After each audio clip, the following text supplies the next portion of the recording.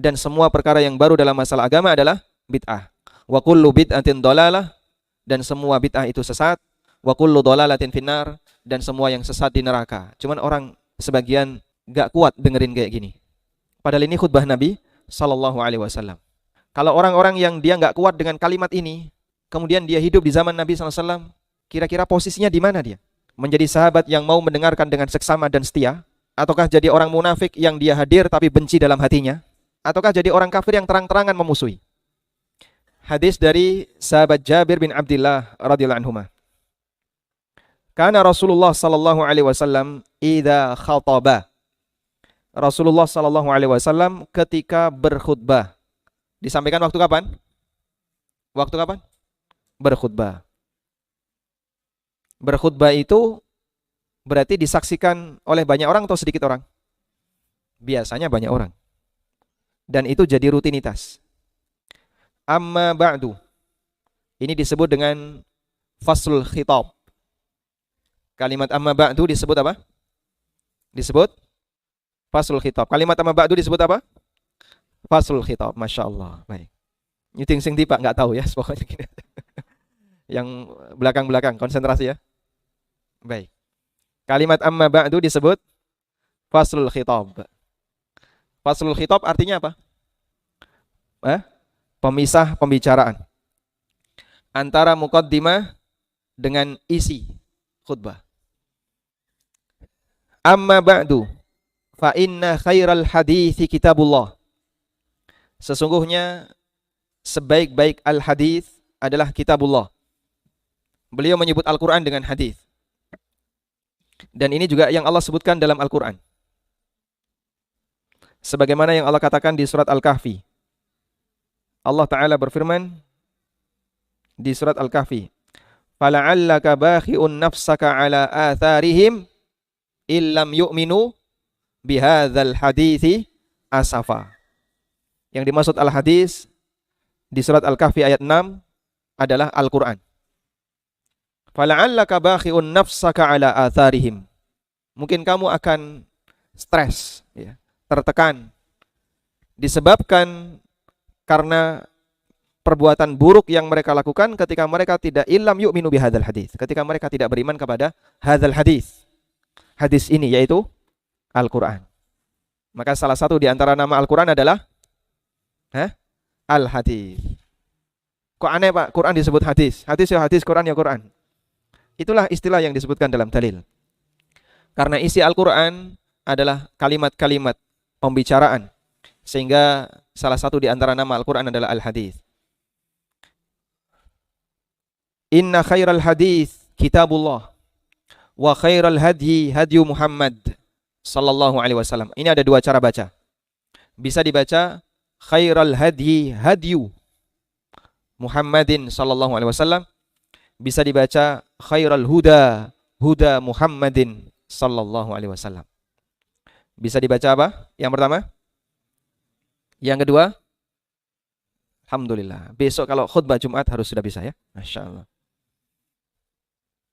Jumat depan ada jadwal khutbah di mana? Oh di kampung, Masya Allah ya. Jangan sampai salah ya. Kami menyayangkan kalau teman-teman yang sudah lama ngaji, tapi muqaddimah khutbah salah. Itu izin sama yang nggak pernah ngaji ya. Kok blekok-blekok gitu kenapa Ustaz?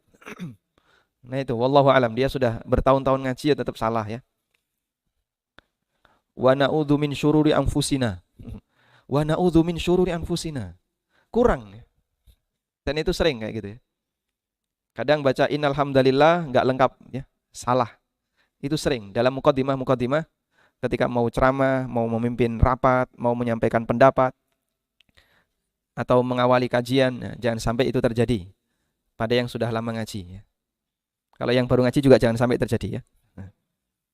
Wa khairal hadyi hadyu Muhammadin sallallahu alaihi wasallam wa khairal huda huda Muhammadin sallallahu alaihi wasallam. Wa syarral umuri muhdatsatuha. Dan seburuk-buruk perkara adalah yang baru. Al-umur artinya adalah perkara agama. Wa syarrul umur, dan seburuk-buruk perkara agama adalah sesuatu yang baru dalam urusan agama. Disebut oleh Nabi sallallahu alaihi wasallam dengan seburuk-buruk karena dia yang rusak. Yang rusak itu yang tambahan-tambahan tadi. Wa kullu muhdatsatin bid'ah, dan semua perkara yang baru dalam masalah agama adalah bid'ah. Wa kullu bid'atin dhalalah, dan semua bid'ah itu sesat.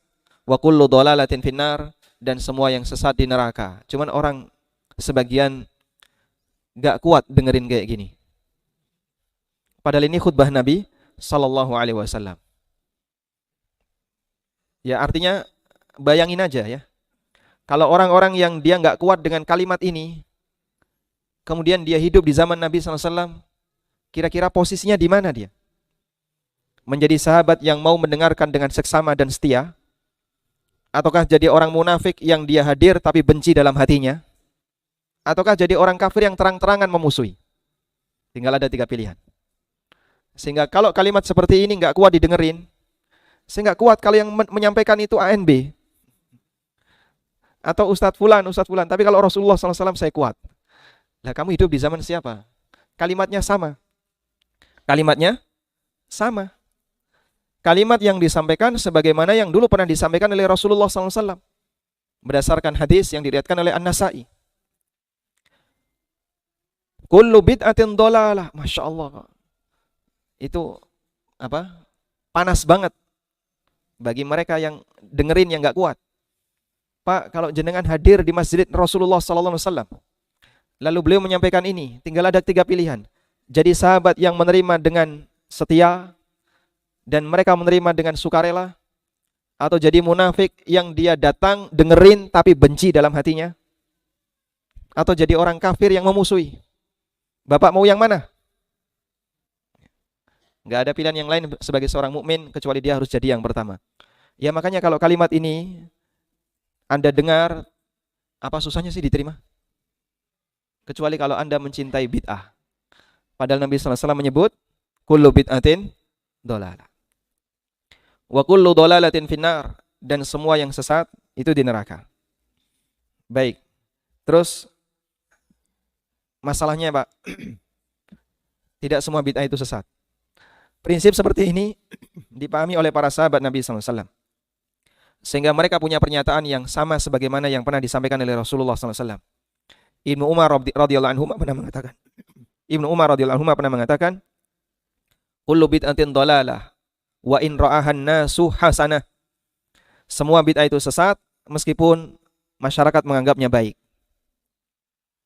Sehingga di zaman beliau pelanggaran seperti ini sudah ada. Makanya beliau kasih peringatan, semua bid'ah itu sesat, wa in ra'ahan nasu hasanah, meskipun masyarakat menganggapnya baik. Berarti pelanggaran orang yang menilai bid'ah ada hasanah sudah ada di zaman siapa? Ibnu Umar radhiyallahu anhu. Bahkan sebelum Ibnu Umar sudah ada, yaitu di zaman Ibnu Mas'ud radhiyallahu anhu. Karena Ibnu Mas'ud wafat lebih dulu sebelum Ibnu Umar. Wallahu alam, pernyataan Ibnu Umar tadi dengan pernyataan Ibnu Mas'ud lebih dulu yang mana? Tapi ketika Ibnu Mas'ud masih hidup, praktek menganggap bid'ah sebagai kebaikan itu sudah ada. Ada sekelompok orang yang berzikir sambil membawa apa? Kerikil. Satu memimpin, kemudian dia mengatakan sabbihullah. Mari baca tasbih. Subhanallah, subhanallah, subhanallah. Karo mindai ake. Ake atau kerikil, Pak? Kerikil ya. Karo mindai kerikil. Subhanallah, subhanallah, subhanallah, subhanallah. Wahmadullah, baca alhamdulillah, alhamdulillah, alhamdulillah, sampai sejumlah kerikil tadi habis. Datang Ibnu Mas'ud, uddu sayyiatikum, kalian hitung saja dosa kalian. Fa ana dhaminun alla yadhi'a min hasanatikum syai'un, aku jamin gak ada pahalamu yang hilang sama sekali. Karena orang kalau ngitung dosanya, dia ingat-ingat, hari ini saya ngapain aja ya. Dia ingat, Masya Allah, saya tadi ini, tadi saya ini ya. Saya gerenengi, saya ngambil duit suami, saya kok bapak-bapak yang guyu kenapa? Kejadian. Masya Allah. Tadi saya ini, saya tadi ngelirik, saya ini. Itu tidak akan mengurangi pahala. Karena dengan ini orang menghisap dirinya. Hasibu anfusakum qabla an tuhasabu. Hisap dirimu sebelum nanti kau dihisap. Waihakum ya ummata Muhammad. Wahai umat Muhammad, kecelakaan bagi kalian. Ma asra halakatikum. Betapa cepatnya kebinasaan kalian. Haula'i ashabu nabiyikum sallallahu alaihi wasallam mutawafirun. Para sahabat itu masih banyak. Kok kalian sudah mengambil jalan yang baru yang tidak pernah diajarkan oleh para sahabat. Wa hadza thiyabuhu lam tabla, dan ini baju Nabi sallallahu alaihi wasallam belum kering. Masih basah inilah. Artinya Nabi sallallahu alaihi wasallam meninggalnya barusan. Wa aniyatuhu lam tuksar. Wadah yang beliau punya belum pecah. Artinya kamu itu hidup di masa yang masih dekat dengan zaman Nabi sallallahu alaihi wasallam. Walladzi nafsi biyadihi innakum la'ala millatin ahda min millati Muhammadin aw muftatihuna babad dhalalah. Demi Allah yang jiwaku berada di tangannya, ada dua pilihan. Apakah kalian melakukan praktek ibadah yang lebih sempurna dibandingkan nabimu, ataukah kalian sedang membuka pintu kesesatan? Yang pertama tidak mungkin. Pilihan satunya tinggal yang kedua.